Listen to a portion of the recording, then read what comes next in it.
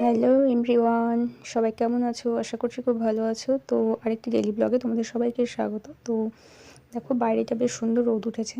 তো আমি সকালবেলা চায়ের জল বসিয়ে দিয়েছি নিজের জন্যই, কারণ বর ডিউটি চলে গেছে। সকালেও মর্নিং ডিউটি ছিল আজকে, সকালে বেরিয়ে গেছে। তো মোটামুটি 5:30 6টার মধ্যে বেরিয়ে যায়। আর তারপরে আমি আমার জন্য 1 কাপ চা বানিয়ে নিলাম, আর মেয়েকে দিয়ে দিলাম একটু দুধ দিয়ে কমপ্লেন দিয়ে ওকে করে দিলাম। তো দুজনে মিলে চা আর মেয়ে কমপ্লেন খেয়ে নিল। এবার চাটা আমি খেয়ে দিয়ে এবার যাব বাজারে। সকালবেলা একটু দুধ চা না হলে আমার চলেই না। তারপরে আমি একটু বাজারে চলে গেলাম, কারণ ফুল ছিল না, তো ফুল আনতে গেছিলাম।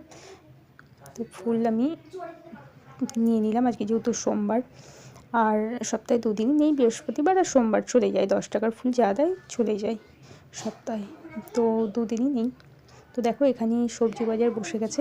আর আমাদের বাড়ি থেকে কিছুটা 5 মিনিটও না, 2 মিনিট পায়ে হেঁটে এসে বাজার সামনেই একদম বাজার বসে।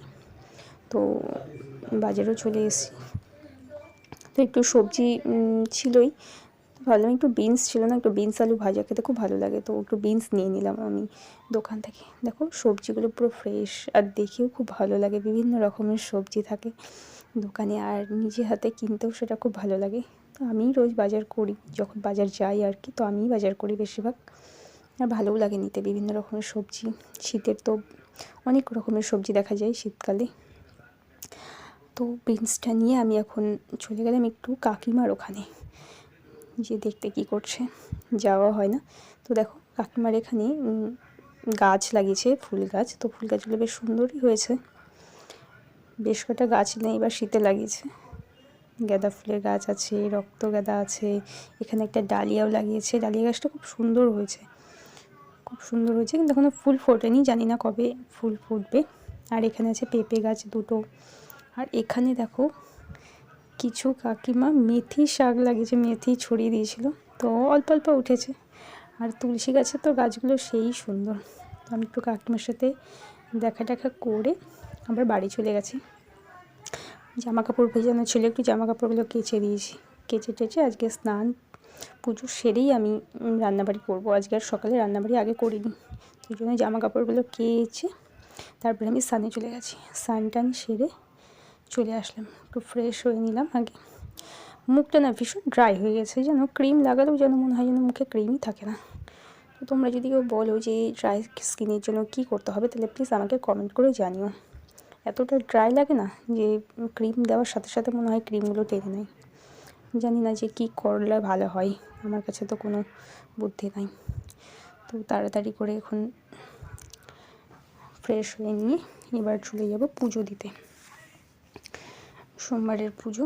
তো পুজো টুজো দিতে চলে গেলাম। আর ফুলগুলো আজকে বেশ ফ্রেশ ছিল। আর আমি যার থেকে ফুল নিই সেই কাকিমা ফ্রেশই ফুল রাখে। অনেকে রাখে গাঁদা ফুল একটুখানি নরম নরম হয়ে যায়, তো সেসব না বেশি দিন থাকে না। তো শীতকালের ফুল থাকে, ভালোই থাকে। আর দেখো, 10 টাকার ফুল পুরো ডালা ভরে গেছে, ছোট প্লাস্টিকের ঝুড়িগুলো। তো আমি ভালো করে ঠাকুরকে ফুল টুল দিয়ে সাজিয়ে নিয়ে এবার পুজোটা সেরে নিলাম।